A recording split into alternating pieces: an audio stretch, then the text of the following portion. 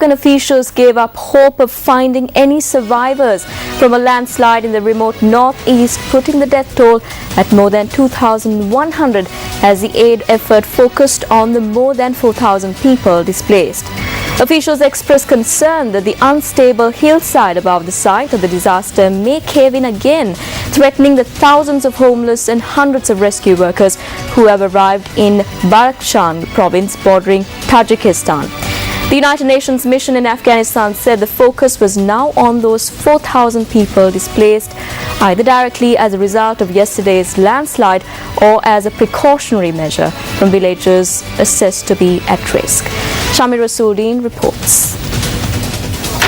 Rescuers in Afghanistan are sifting through mud for a second day after a landslide that is feared to have buried at least 2,000.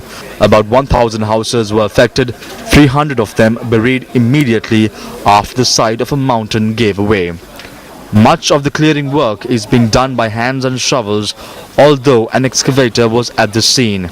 The landslide hit last morning, a day of rest in Afghanistan, meaning people were at home and whole families were lost under tons of mud. Badakhshan Police Commander Fazluddin Ayaz said that all of the village of Hargu, home to 215 families, was covered by earth and rock. It is now clear that there were two distinct landslides. The first one burying hundreds of houses, the second one killed hundreds of rescuers who are trying to rescue the people who were buried. There are significant demands for relief efforts both locally and internationally. US President Barack Obama has offered his support to the people of Afghanistan. Just as the United States has stood with the people of Afghanistan through a difficult decade, we stand ready to help our Afghan partners as they respond to this disaster. Reports indicate that most South Asian countries are witnessing an increasing trend in landslides in recent years, and scientists say extreme rainfall patterns and uncontrollable human activities are to blame. Badakhshan is the most remote and mountainous part of the country, bordering Tajikistan, China and also Pakistan. The landslide site is expected to be designated as a mass grave, and a mass funeral is planned for today.